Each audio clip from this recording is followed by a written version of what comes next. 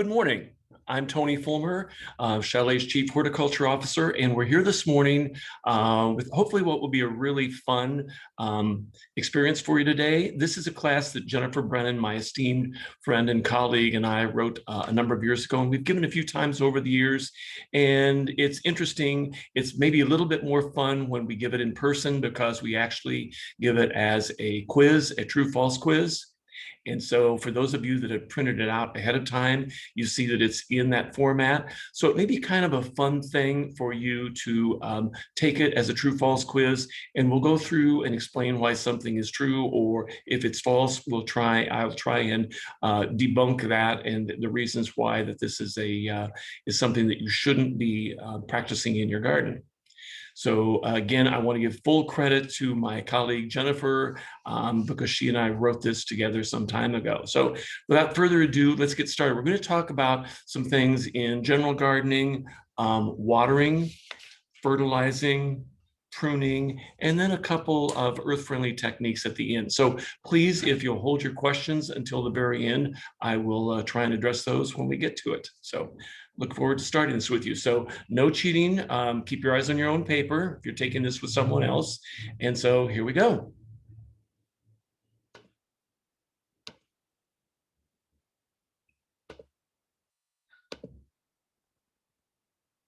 Okay.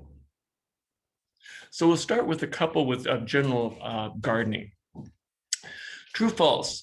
Peat moss is a readily available source of organic matter and is a great universal amendment for all soils, whether sandy, loam, or clay. And this is one of those things where we go back to third grade when you first started taking true false tests. And as soon as you say things like all or always or universal, you should be very, very suspicious. This is false. And it's false now for two reasons: because it is a finite resource. And so there is considerable concern about exhausting the peat bogs. So that is one thing. The other thing is that at Chalet, I'm really proud that we make a point of not selling peat moss universally to people. When you have a loamy soil or you have a clay soil, in particular clay soil, the particle size is really, really, really tiny. And so that's why the drainage can be very poor because they bond closely and bind closely together, driving out oxygen spaces. So when you put something like peat moss, which innately holds 10 times its weight in water, it's a little bit like throwing an anchor to a drowning man. You are only increasing the water holding capacity of the soil, which with our heavy clay is not something you want to do. You want to be looking for really coarse organic matter. So compost, chalet leaf mulch, cotton burr compost, any kind of organic matter, or your own compost from your own compost pile, anything that has a larger particle size that when it's blended or when it breaks down and moves down into the soil, will start opening up those pore spaces and improving the oxygenation and the drainage of the soil.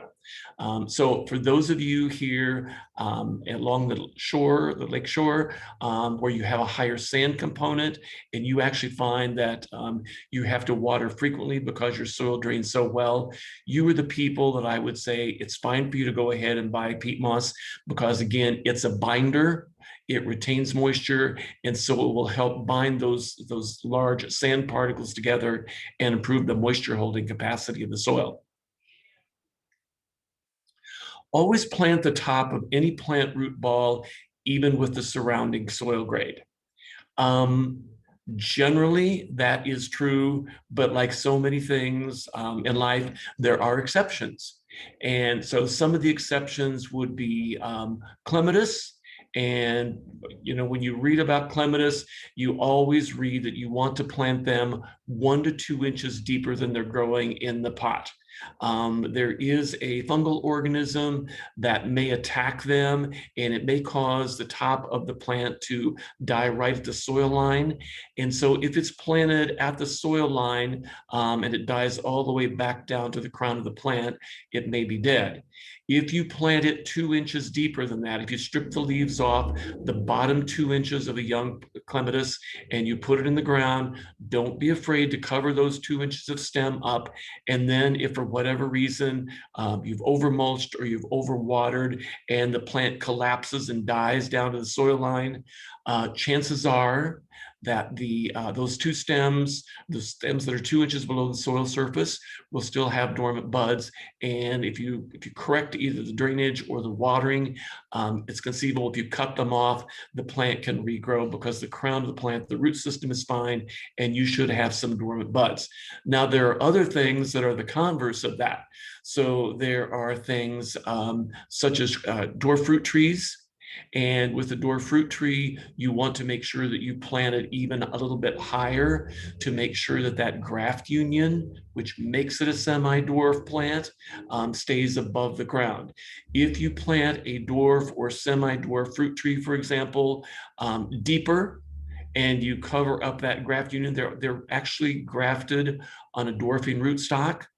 And so if you plant, say, a dwarf red delicious apple, if you plant it deeper than it's growing in the pot or in the root ball, and you cover that root system, that dwarfing rootstock up, but you plant it so deeply that the red delicious, the variety that you're looking for, is down below the soil, that will actually start rooting, and it will override the dwarfing effect of the roots of the rootstock. So other things that we recommend planting higher because of our clay soil, we recommend planting azaleas and rhododendrons that like a really coarse soil that the water runs right through. We recommend planting those, making an artificial mix with pine bark, and actually planting those at least a third above grade so that you have really perfect drainage. Grafted roses. A lot of roses now are own root, so that means that they own their own root system, so that you can plant them at the level they're growing in the pot. But if you buy varieties that are still grafted, because that's the only way that particular variety can be propagated effectively, you always want to put that graft union 1 to 2 inches below the soil surface. And that's confusing for people. You read books about rose care, and they're generally written for warmer climates like Southern California or Florida. And so they tell you to make sure you plant them level with the pot. With the winters that we have, you want to plant them so that golf ball-like knob, that graft union, is 1 to 2 inches below the soil surface, because if that's above and that freezes, that's the end of the rose plant. So this is false. Always dig planting holes for trees and shrubs twice as deep as the root ball. I will admit that I am old enough, I have done this long enough, and when I started working in garden centers some 50 years ago when I was in high school, we always said dig the hole twice as wide and twice as deep. Well, the research has indicated for many years now that twice as wide is great, but you don't want the root ball, you don't want to dig it much deeper and then put fluffy soil back in underneath.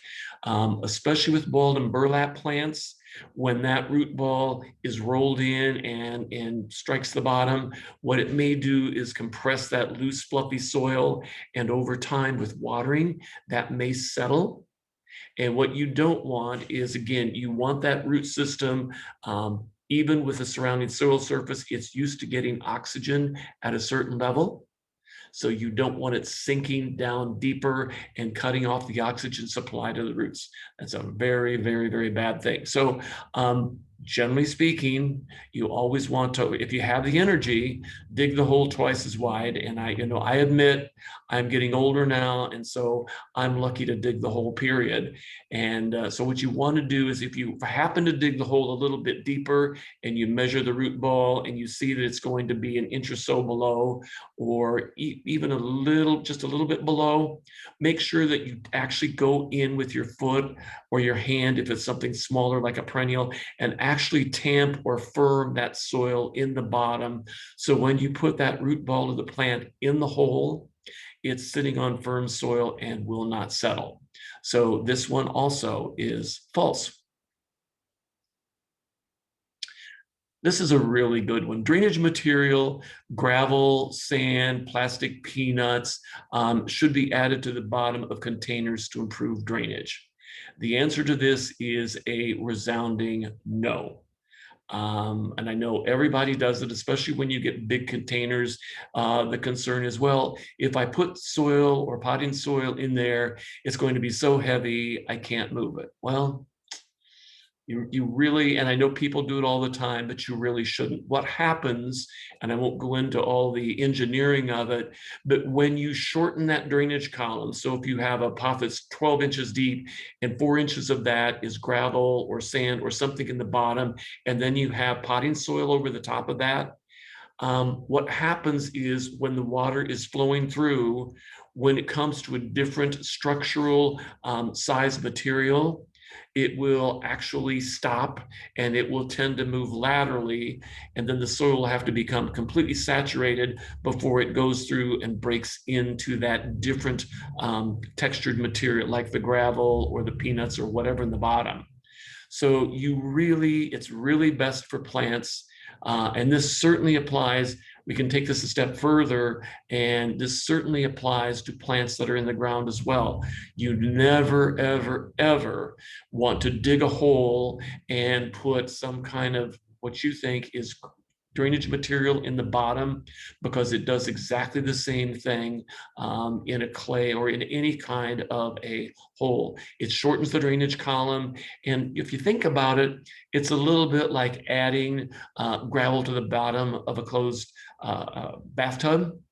It doesn't really take the water away from anything.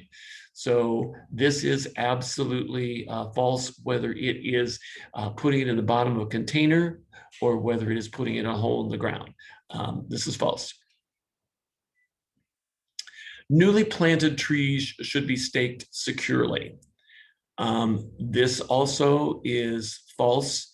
The current horticulture research indicates that really the only two instances that you want to stake a tree are if for some reason the tree is has a disproportionate amount of canopy of head size in relation to the root ball, which should be a little bit of a tip off anyway. That shouldn't be, there should be an obvious visual balance between root system and top of tree. But if for some reason you feel like the plant is going to be top heavy, the second circumstance is if you plant it on the side of an incline or a slope or a hill, you may just need to stake it securely.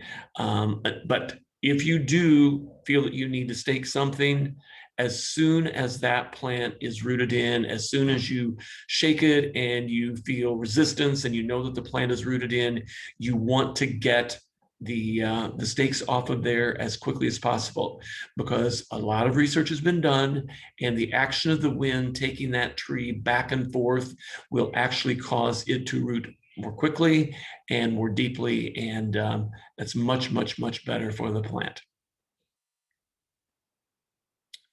Tree roots extend only as far as the drip line. This is a good one. They may only extend as far as the drip line if the plant is in a position, for example, in a parkway, or if it's in a corner where it's up against something structural. Roots, it's as important for roots to get oxygen as it is for our lungs. And so, contrary to popular belief, they do not grow under sidewalks. They do not grow under driveways. They do not grow under a house. If there's no oxygen there, the roots will look elsewhere.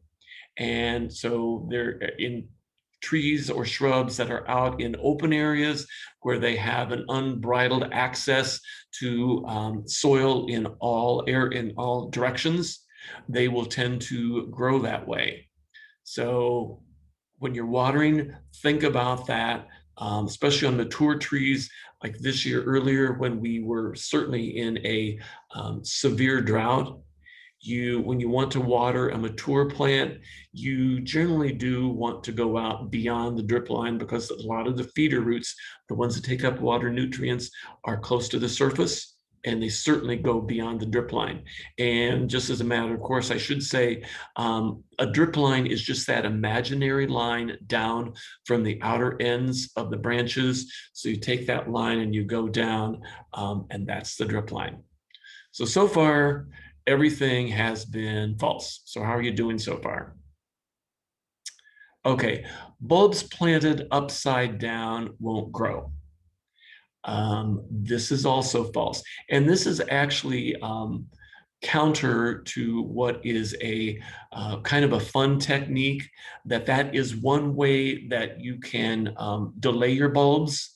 And so people that want to do a very concentrated planting of bulbs, say tulips, but they want to extend that bloom season as long as possible, what you can do is you excavate the entire planting area and you put the bulbs in, and you put a third of the bulbs point up, another third on their side, and another third with the tip pointing down.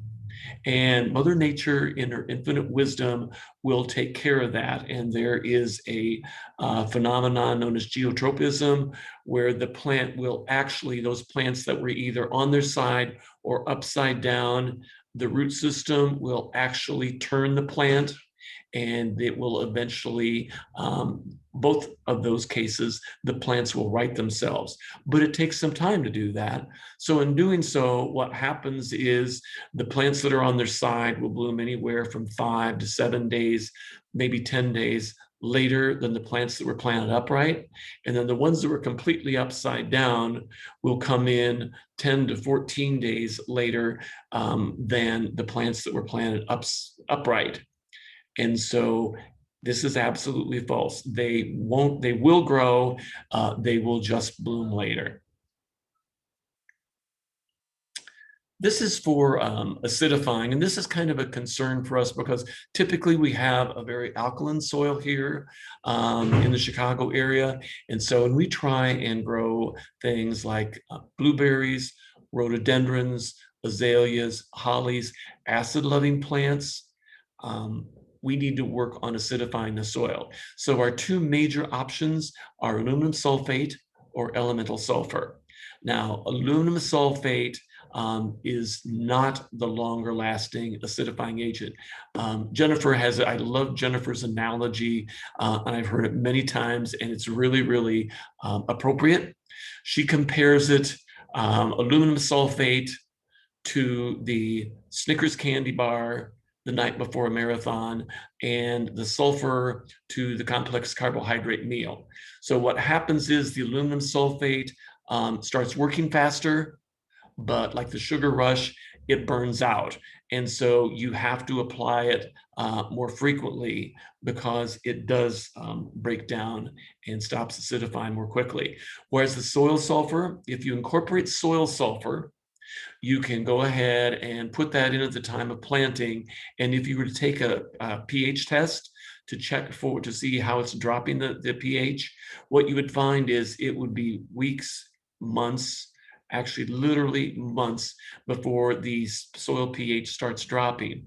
But once you start getting the drop in the pH with sulfur, it's longer lasting.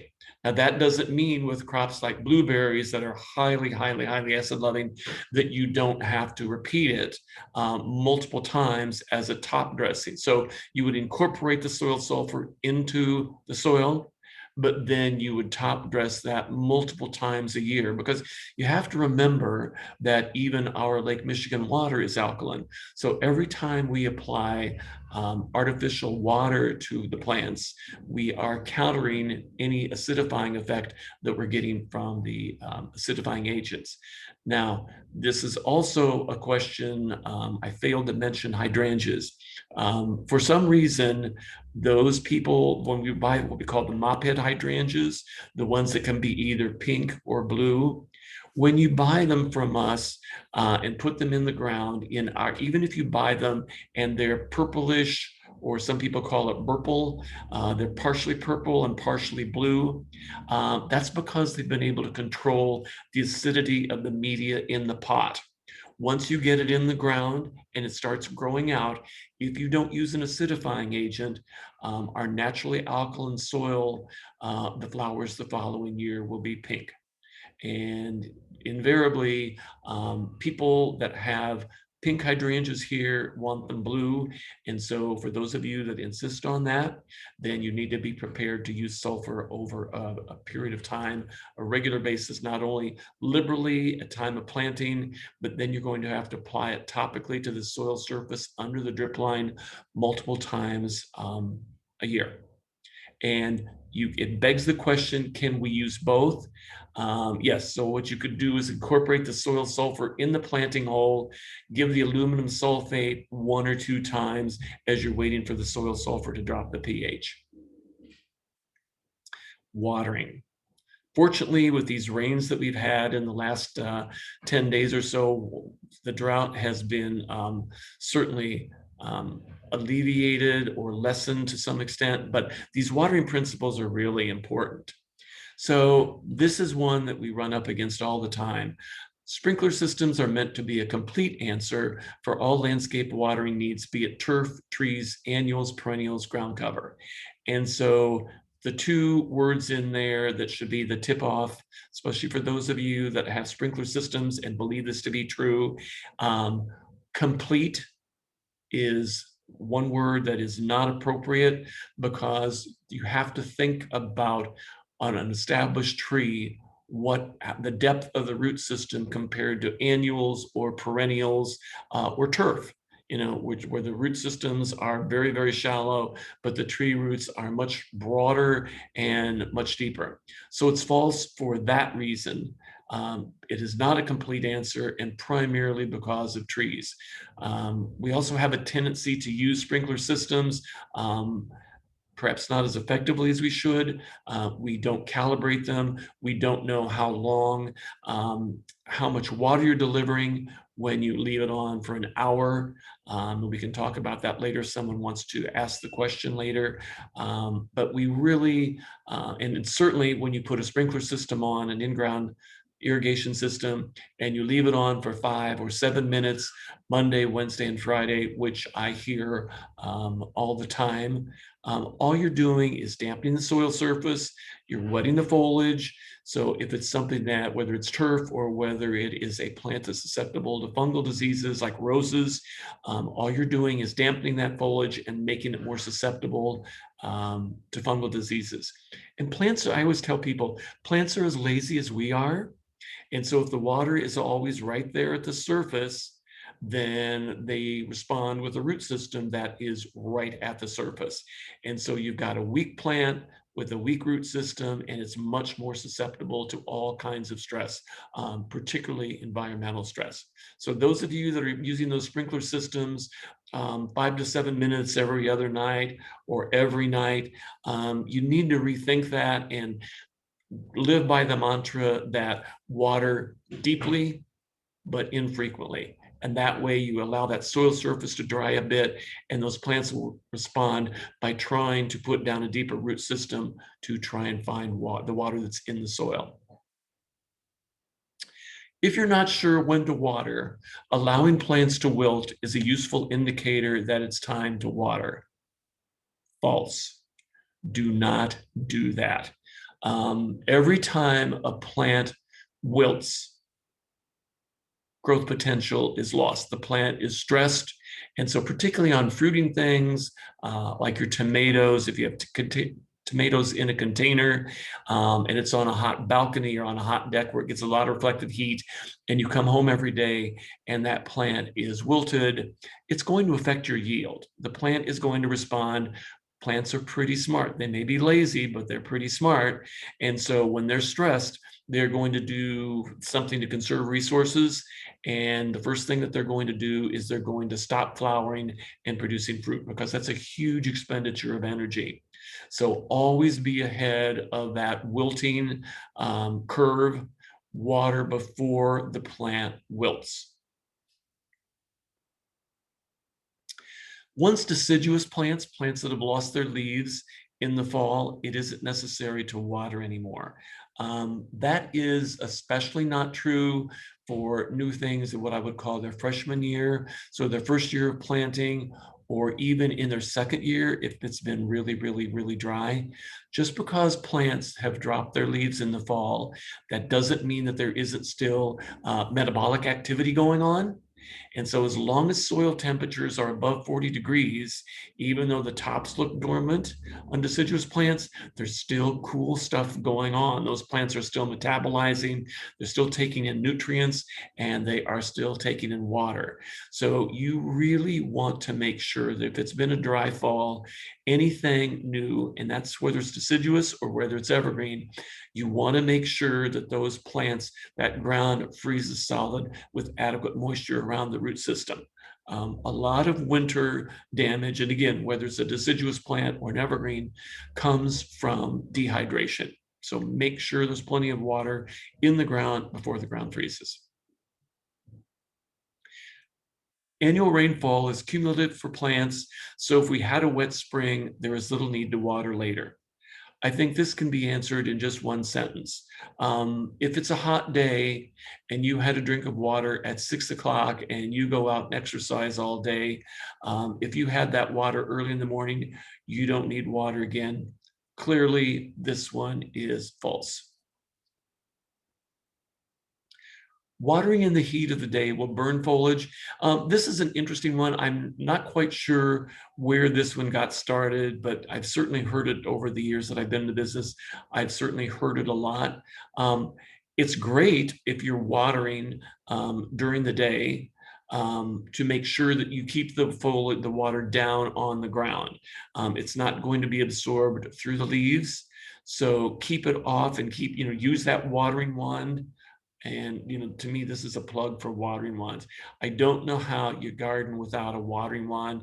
And as you get older, it's so much easier to stand upright and direct that long handled wand with the bubbler on the end that breaks the force of that water. Apply that in under the foliage. If you get a little bit of water on the foliage, it's not going to be the end of the world. It will dry. But just remember, when we get into this warm, humid weather, many foliage diseases are exacerbated by water on the foliage. So it's not that the sun is going to come through and that bead of water is going to magnify and burn the plant. There are other problems that it can cause, but more than likely it would be foliage issues. So if it's heat of the day, you come home, the plant needs water. For heaven's sakes, get out there and water it before it wilts.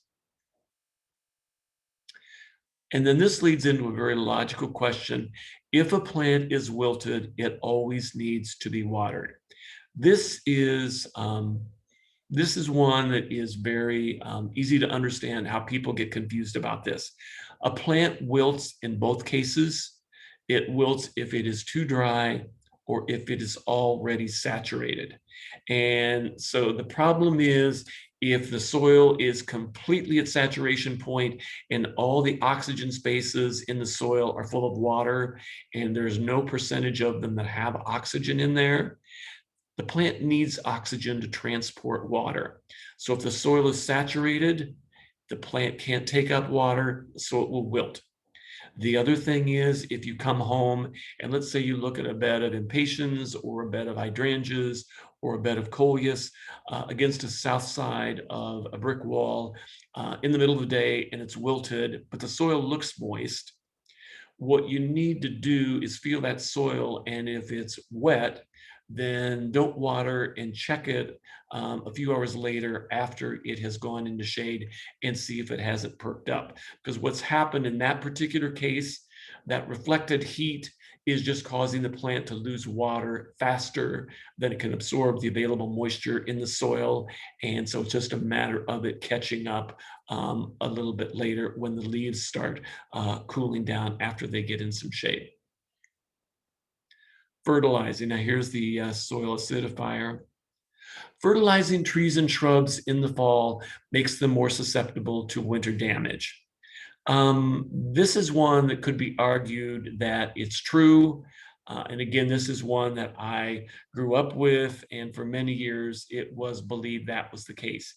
It is possible that if you have a plant, say, privet hedge, that grows continuously all year long, if you were to fertilize it, say, in early September with a high nitrogen fertilizer, and nitrogen is the element that promotes leaf and stem growth. So if you were pushing plants in early September and we had a very long, warm fall with lots of rainfall, and the plant was able to utilize that, and it started growing and had a lot of soft, succulent, tender growth, and then we had a sudden change from mild fall to bitter cold, that soft, susceptible tissue could be more susceptible to winter damage. But generally speaking, if you're fertilizing in the fall, typically what I would recommend if you're going to do a fall fertilization rather than spring, and believe me, they're equally good, the thing that I would think about doing is use the deciduous plants as your indicator. And when you see the maples and all of the other shrubs starting to show fall color, that's a great time to go ahead and fertilize. And as I said, as long as soil temperatures are above 40 degrees, the plants can utilize those nutrients, but they won't have a chance to break out and start growing and producing that soft foliage that might be more susceptible to winter damage. So far, everything has been false. Trees and shrubs should be fertilized with the complete NPK, nitrogen, phosphorus, and potash fertilizer. And the answer to this is that is correct. This is the first true one. You want to have all of these elements. The first one, nitrogen, as I mentioned earlier, is for leaf and stem elongation, leaf growth, leaf color. Phosphorus is for rooting. And for those things that have conspicuous flowers or fruit, it promotes flowering and fruiting. And then the K, the potassium or potash, that element is essential for thick cell walls, so disease resistance, winter hardiness, and general plant metabolism. So if you're going to fertilize things, it should be, especially trees and shrubs, it should be with the complete nitrogen, something that has a percentage of all three of these elements in it. Pruning. Pruning evergreens back to the same size every year is a widely accepted and horticulturally sound practice. Well, kids, the first part of that, the widely accepted, is true. We see it all the time. Yews, junipers, things are pruned back into the same size because they were planted in the wrong place, or they're 40 years old and they have grown over the sidewalk, or they are at the bottom of the picture window. And so we want to stop that. We want to be able to walk down the sidewalk. We want to be able to see out of the picture window. And so either we or our uninformed landscapers get in the habit of shearing things back to exactly the same size. Now, what's interesting is with evergreens, they have a finite, each leaf, each species has a finite life expectancy. So for example, a yew will keep needles or leaves for until the third year, and in that third year, it sheds those. So effectively, it only has the most current 2 years of growth on the outer edges. If the plant is getting enough sun and it's full and dense, then you really don't see into the center to see that it's bare. Bare is normal on an evergreen. Nature in her infinite wisdom says, you know what? If you're in the center, you're not seeing sun, you're not photosynthesizing, you're not contributing, you're a drag on me, I'm casting you off. Now, the problem is the plant is going to continue to shed regardless of whether you prune it or you don't. So I'm sure there are those of you that are looking out the window and thinking, you know, I better go out and take a look at that yew hedge. And if you look into the center, if you prune it back to the same size year after year after year, what you may have is a body, an interior of the plant that is 95% empty. And then you have this little 1/2 inch or 1 inch border of foliage all the way around the outside. I would say to you that that is a really, really weak plant. Remember, leaves are like little solar panels. And so you need as much leaf surface as you possibly can to build that plant up, to store carbohydrates, and to be strong. And so the question is, I know is going to come. Well, what do I do? I can't keep pruning it this way. I have to keep pruning it this way. Well, it may be that you need to think about rejuvenating your landscape, thinking about new plants, or at the very least, in a perfect world, if you're going to prune something, in that perfect world scenario, you would leave at least half of that new growth. So in a yew, for example, if you got 4 inches of new growth, ideally, you shouldn't take off more than 2 inches. And I know we have to do that because of size constraints and our vision of what we want the landscape to look like. I'm just giving you best case scenario. So this one is absolutely false. This is not a horticulturally sound practice, but we all do it. Make flush cuts when pruning branches. How many of you think this is true? How many of you think it's false? This one is actually false. So I put this graphic in here because it's very hard to explain without having you in person or having a plant here to show you what I'm talking about. When you look at this in side angle, this branch that is pointing out to the right, if we wanted to take that off, generally speaking, most people are going to try and cut this as flush as they can in what is called that branch bark ridge, which is right up against the stem of the plant.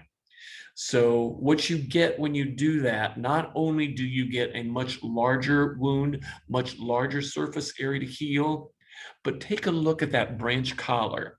And again, Mother Nature in her infinite wisdom, when you look at that branch collar, and it's obvious on most plants, especially when you get into larger branches, where that swelling is, that is full of highly specialized cells that will speed the healing process. And so a great pruning cut would be exactly as it shows here, and it would be angled slightly. And what it's doing is it's retaining all of those specialized cells in the branch collar. Not only is it doing that, but it is giving you a smaller surface area to heal. And so if you want a way to go out and look at a plant that's been pruned and see if it has been pruned properly, what you would look at and find is that over time, we get what we call the cat's eye effect. And so with the proper pruning cut, what will happen is not only will it start, the callus tissue will start rolling in from the sides, but it will roll in from the top as well. So it gets smaller from the top and bottom and equally smaller from the sides. And it gets smaller and narrower and smaller and narrower over time until it's healed completely. So really, really, really be careful. This is a hugely important takeaway. So many of us prune wrong and we try and make that flush cut. So we either make the flush cut or we go out too far and we leave a 3 or 4 inch stem sticking out beyond the branch collar, and that can't heal either. So you need a good clean cut. And again, that looks like it's a slight angle. It is at a slight angle. Little narrow at the top and then angled out at the bottom, because if you look at it, that branch collar generally sticks out a little farther at the bottom. So this is a really, really, really important one.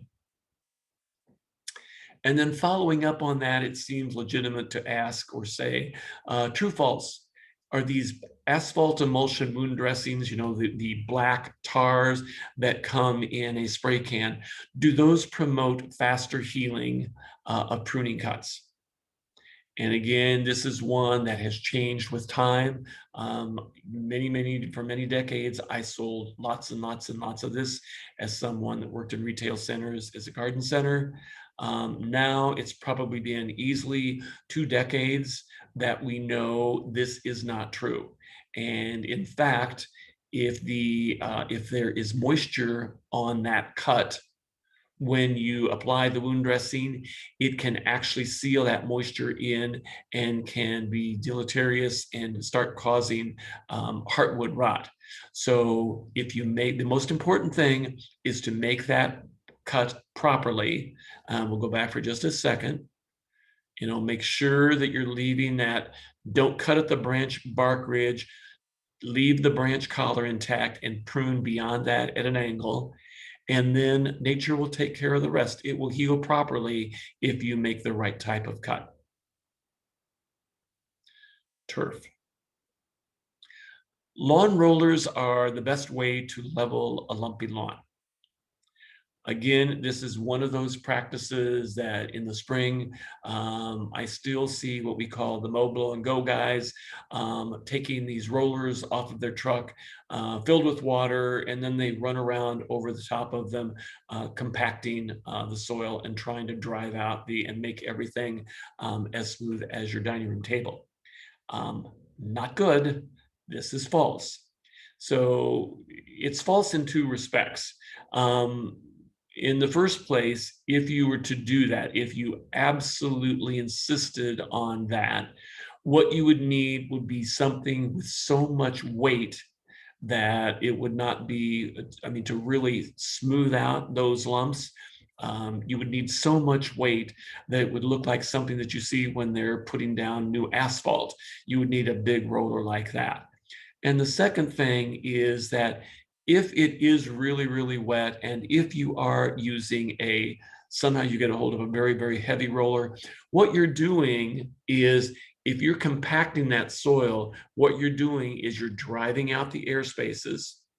And so you are making drainage and you're reducing oxygenation. You're making both of those less. And you're not only doing it for the lawn, but you're also, when you're running that under trees, you're doing the same thing. So forget the lawn rollers. That's not the best way to level a lumpy lawn.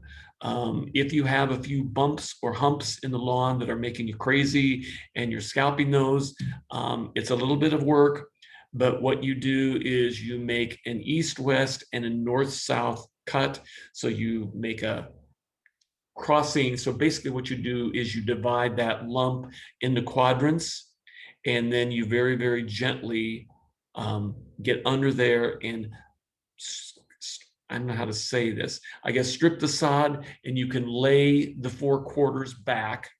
And then you literally get in and you remove that soil until it's level. And then you put the 4 quadrants back in and gently tamp them and then start watering. And that's really the best way to do to remove the hillocks and the lumps in a lawn. Not easy. I didn't say it was easy, but that's the best way to do it and the right way to do it. Okay, this is a good one. Grass clippings left on lawns contribute to thatch buildup. This is actually false. The definition of thatch is the undecomposed, wiry stems of turf that are left behind, that are sloughing off as it's producing new shoots. The very top of the root system, which may be exposed right at the soil level, those heavier, more fibrous, membranous pieces of tissue that don't break down as quickly. That's what contributes to thatch, those things that are right at the soil surface. Grass clippings are they're 90+% water and nitrogen, and so they break down very, very, very quickly. They do not do anything to really appreciably affect thatch buildup in your lawn. Turf grass can survive on as little as a ½ an inch of rain per month. And this is one that is actually true. But the operative word here is survive. So this is some research that Jennifer read years ago, and I'm so glad that she shared this with me. Survive, yes. Survive dormant, yes. Survive green, no. So for those of you that want to be ecologically correct, you want to be more conservative with your water use, you want to keep your water bill down, For example, this spring, when we literally had virtually no rainfall in April and May, and we were getting to the point where we were 8 to 9, 10 inches in some areas deficient in rainfall. If you had provided the equivalent of 1 inch of moisture per month, that could keep the grass green in cooler temperatures in spring. But mainly we think about this in the summer because we think that we have enough moisture in April and May and June. It's July and August when this really becomes more operative. And so when we get into the hot, dry weather of summer, if you want to be ecologically correct and you don't care if your lawn is green or not, if you provide the equivalent of 1 inch of moisture per month, the plants, the Kentucky bluegrass, the fescues that are our primary turf grasses here, will be brown, they will be dormant, but the root system and the crown of the plant will be viable, so that later in the summer or early fall, when temperatures start dropping back into normal and precipitation comes back and the plants come out of dormancy, they will be alive. Now, some of you may be looking at lawns that, because we were 8 to 10 inches deficient in moisture, rainfall this spring, what you may be looking at are areas that didn't bounce back, areas maybe that are on hills or where the drainage is really, really, really good. And the root systems of those plants may not have made it. They may have succumbed. So you may have to do some reseeding in those areas a little bit later this summer when the optimal times comes. And while we're touching on that, optimal time for any kind of major lawn renovation or reseeding in our climate with the turf grasses that are predominant here would be August 15th to September 15th. Very, very, very best time to reseed. Organic fertilizers feed the soil and soil microbes as much as the plants. This one is true, and I don't need to go into a lengthy diatribe about this, but that's the point of an organic fertilizer, is that, yes, when you look at it, there is nitrogen and phosphorus and potash in most of them. And there are other elements that have been included, microelements, manganese, sulfur, magnesium, iron, zinc, et cetera, et cetera, et cetera. But many of these also have things like mycorrhizae, little fungus, if you will, or fungi that interact with the roots and cause the roots to be more efficient at obtaining water in the soil and also in obtaining the nutrients that are innately existing in the soil. True, false. Iron phosphate, and I'm sorry, this should have read sluggo, and organic soil control, slug control is effective in controlling slug damage. Well, sluggo is very effective as a slug deterrent or slug killer, but it is not organic because the active ingredient is iron phosphate. And the nice thing about this is iron phosphate is a naturally occurring element in the soil. So it is safe, safe, safe. You can certainly use this around edible crops. The thing that makes it really effective is the fact that it is on a carrier.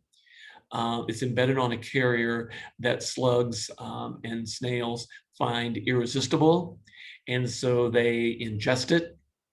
And what happens is it upsets their little tummies, their little slug tummies, and they stop feeding. And in a course of 3 to 6 days, they die because they haven't eaten. So it's a really, really great, very, very, very safe product to use. So let's see, and I finished earlier than I thought. So let me get my assistant here. If I do this to try and get these questions, I'll probably, excuse me for 1 second. Let me get my techno person.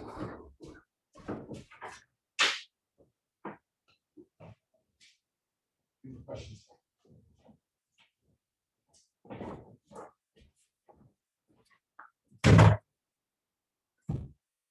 While we're doing the questions, how did you all do? Okay. Ida is asking, speaking of root ball, what is the best way to plant a tree in a container so that it survives the cold weather? I assume that what you're talking about is you're planting a tree in the container as a landscape subject so that it survives the cold weather. This is a great question, Ida. So there are many things that you have to think about. And the first one is that you need to get a plant. But we typically say we're zone 5 here. So what we say is you should be looking at, if you're interested in this plant, having even a minimal chance of surviving in a container, you go one zone farther north. So you go to a zone 4 plant, because the principle is that a plant in a container is the same as taking it one zone north, like taking it up well into Wisconsin and planting it in the ground. So you want preferably a zone 4 plant. And the other thing is you want the largest possible container. So you have to think about where the plant is going to winter. Is the container going to stay outside because it's going to be too heavy to move? Or are you going to be able to move it? But we say that the minimum to have, and again, you probably should be using a dwarf tree. Think in terms of, we want the container to be 18 by 18 by 18 cubes, so all 3 dimensions. 24 by 24 by 24 would be better, because the larger that soil mass is, the less apt you are for it to freeze solid into the center and kill the root system. And especially if you have a pot that you are somehow able to move into an unheated shed or whatever, because that difference of 3 to 5 to 7 degrees, even in an unheated garage, may make the difference between life and death. If it's in under a roof where it's not getting natural precipitation, you want to check on it on a monthly basis. And on the day when it gets a little bit warmer, you want to apply water because it can still dehydrate. Anonymous, is it okay to use the orange plastic pot inserts to limit the amount of potting soil? Several websites are showing that we are now zone 6 instead of 5B. Is correct. Okay, so Anonymous has some very interesting questions here. Is it okay to use the orange plastic pot inserts? I'm blank. Oh, I think they're called, I'm blanking on, Upsy Daisies, which are like little, they look like little serving trays for hors d'oeuvres, and they come in different sizes, and you drop them into the container so that you have a volume of empty space below, and then you put the soil on top of that.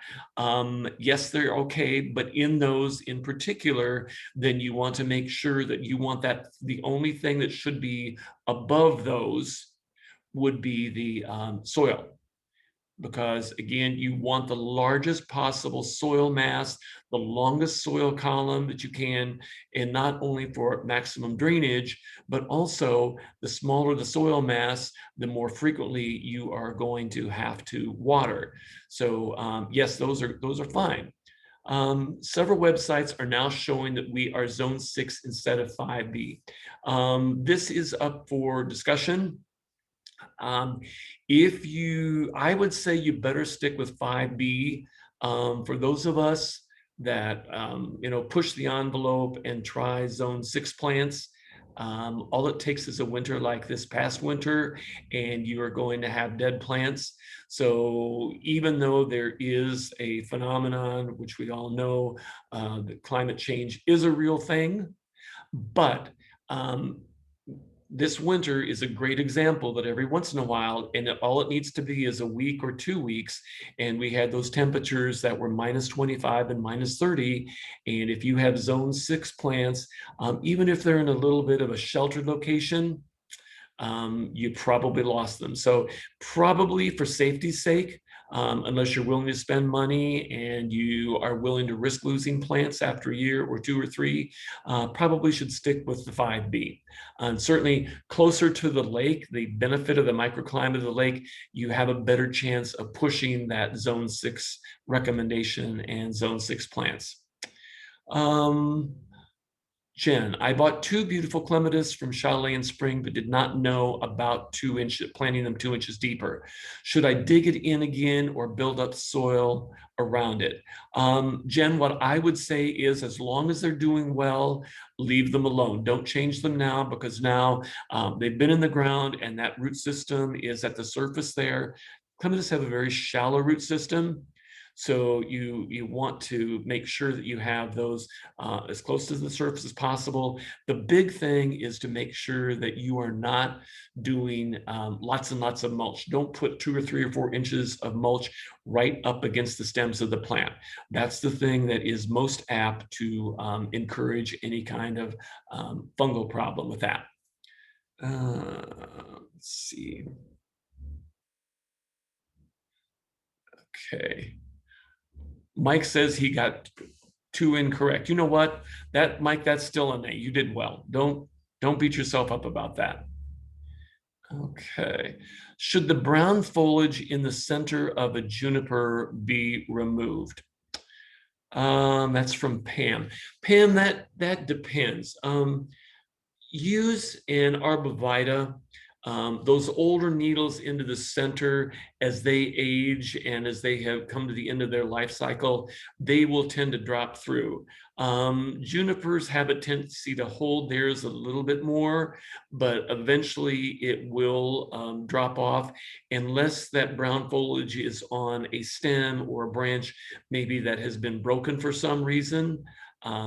So in that case, check that. And if it's an entire stem and you check its point of connection and it's broken, then you need to prune it out. Otherwise, if it's just loose needles in there, those will eventually fall to the ground. Okay. From Anne. I knew this one was going to come. It's a great question. It's a very valid question. And if tree roots don't go under sidewalks and driveway, how do they push them up and crack them? Well, at a certain point, think about a street tree in your village, and you go down the street and you see it in a 3x3 box. And it has an iron grate over it, and it has salt spray, and it is whatever. And that root system doesn't have anywhere else to go or grow. So it comes to the surface and to get oxygen. But at a certain point, because of the limitations, those roots continue to increase in diameter when they get to the obstruction where there is no more oxygen. So they are, if you were to check that, you see them at the edge of the sidewalk, you see them at the edge of the driveway, but unless the sidewalk or the driveway has come in after the tree, if you were to dig up that driveway or sidewalk and look at that, you really would not find appreciable roots under there. That's just because they're increasing in diameter there at the point of the obstruction that's keeping them from getting the oxygen. So thank you very much for attending. I hope this was worthwhile. I hope we had some overachievers that only missed 1 or 2 like Mike.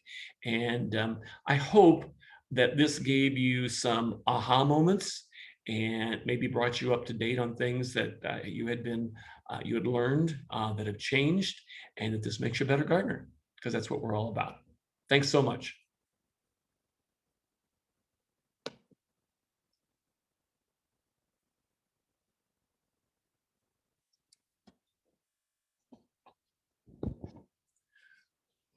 Okay.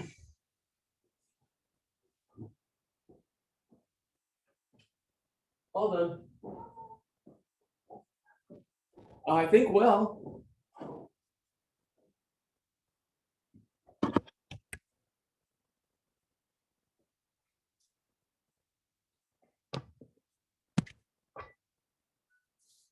Okay. Oh, geez.